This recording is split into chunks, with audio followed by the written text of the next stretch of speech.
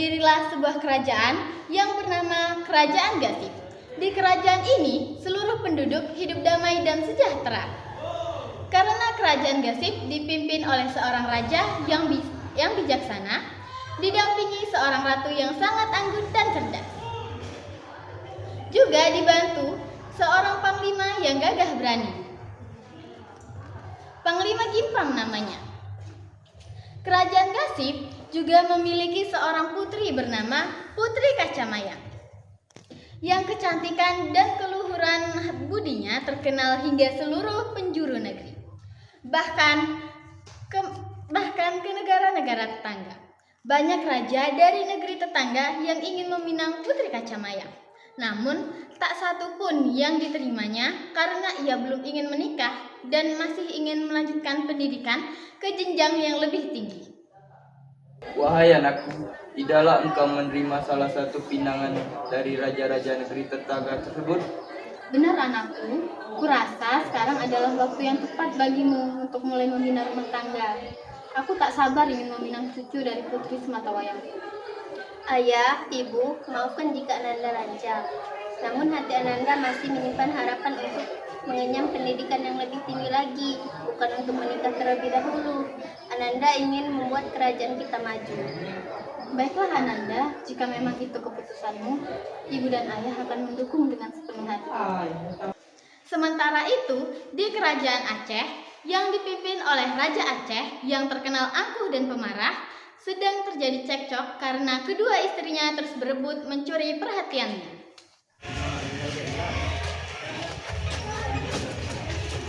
Kakanda, seminggu yang lalu saat aku melonceng ke Batavia, aku melihat sebuah toko emas sendirian dengan harga murah.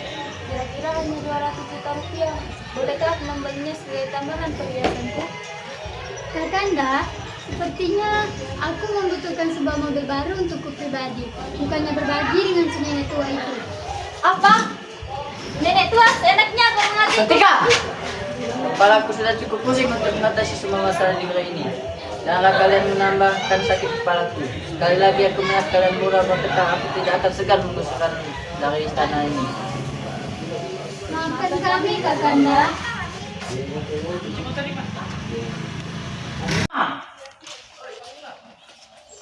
Ampun Bang Indah, apa gerangan Bang Indah memanggil kami? Aku menginginkan Putri Kacamayang dari Kerajaan Gasif menjadi istriku yang ketiga. Tolong sampaikan pinangku kepada Gasif.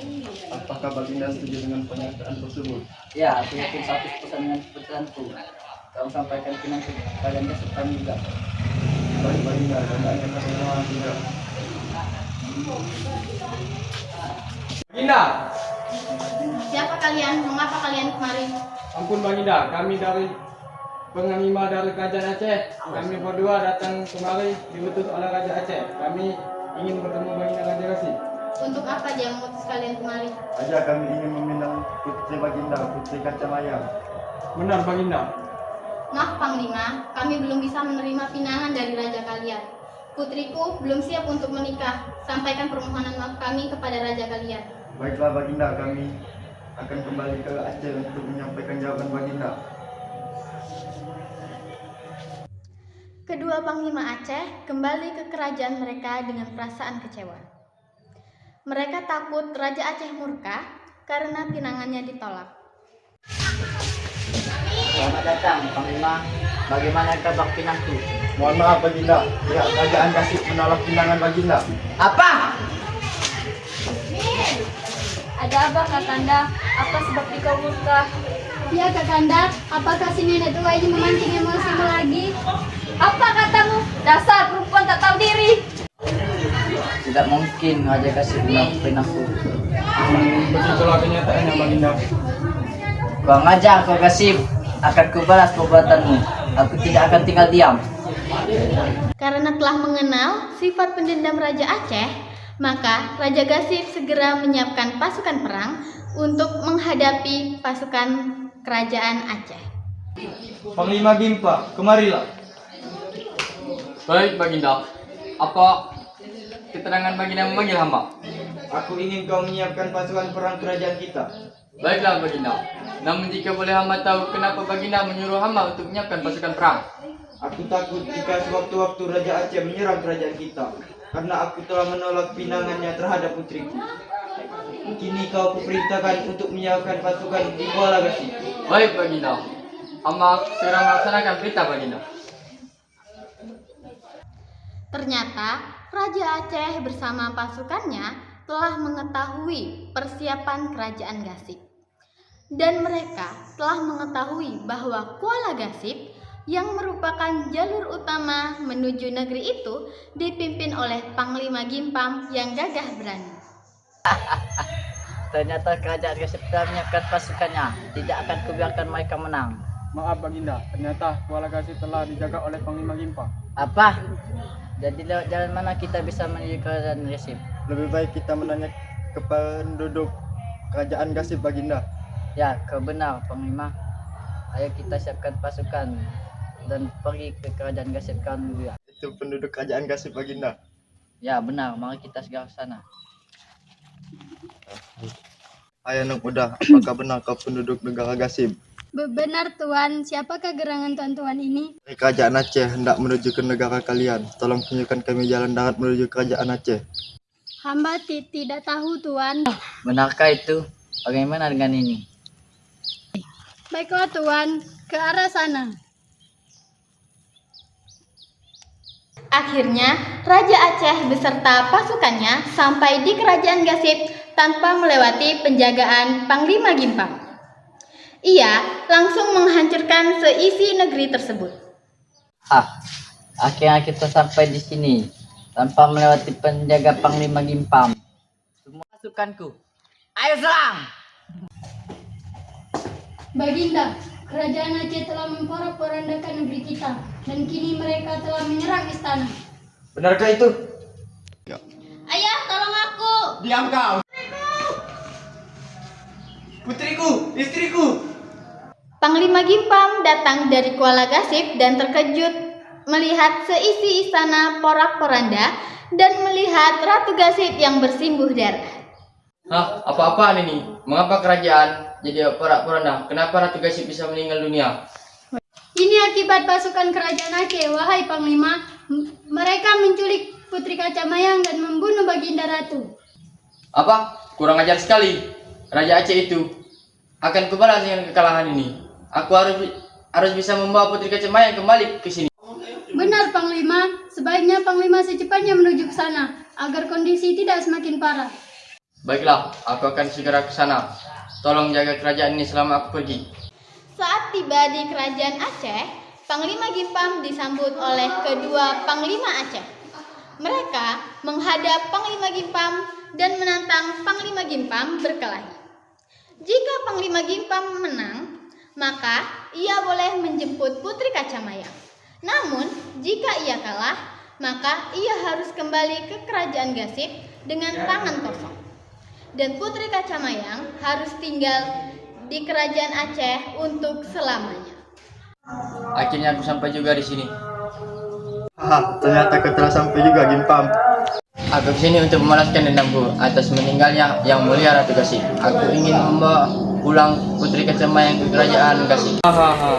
Baiklah, kau bisa membawa pulang Putri Kacamayang. Asalkan kau berani bertarung dengan kami berdua.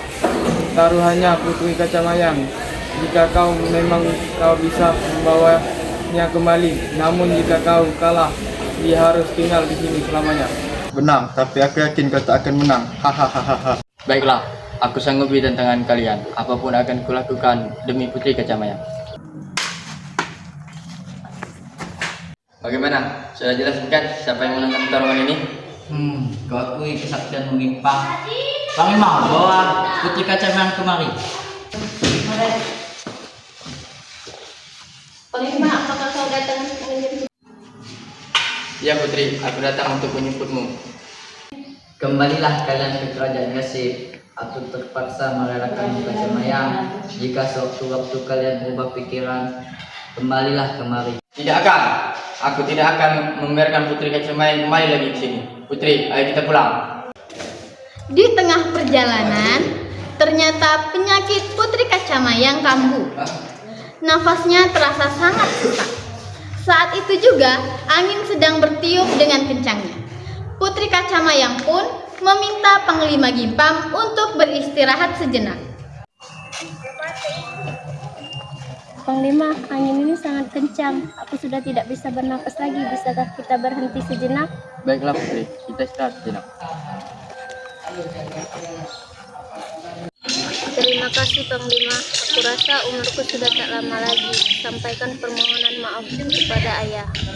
Putri, bertahanlah. Tak lama lagi kita akan tiba di kerajaan Gasip. Dan aku Panglima. Terima kasih kau sudah mau menemaniku sampai akhir hayatku. Seandainya kau tahu seberapa sayangnya aku dengan kau Putri. Akhirnya Panglima Gimpam membawa jasad Putri Kacamayang yang telah meninggal. Sesampainya di kerajaan Gasip, jasad Putri Kacamayang disambut dengan kepiluan dari seisi penghuni istana. Baginda, hamba datang membawa jenazah Putri Kacamayang. Ia meninggal di tengah perjalanan kembali ke sini. Benarkah? Tak mungkin putriku meninggal dunia. Maafkan hamba Baginda, namun itulah kenyataannya.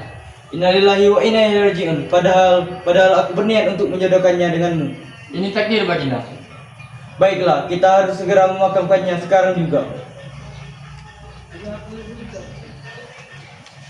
Setelah Putri Kacamayang dimakamkan, Raja Gasip dilanda depresi berat karena kehilangan putri sematawayangnya. Ia pun memutuskan untuk menyepi ke Gunung Ledak. Panglima, kemari. Baik Baginda. Kuserahkan mahkota kerajaan Gasip kepadamu. Kau berhak menggantikanku sebagai pemimpin kerajaan ini.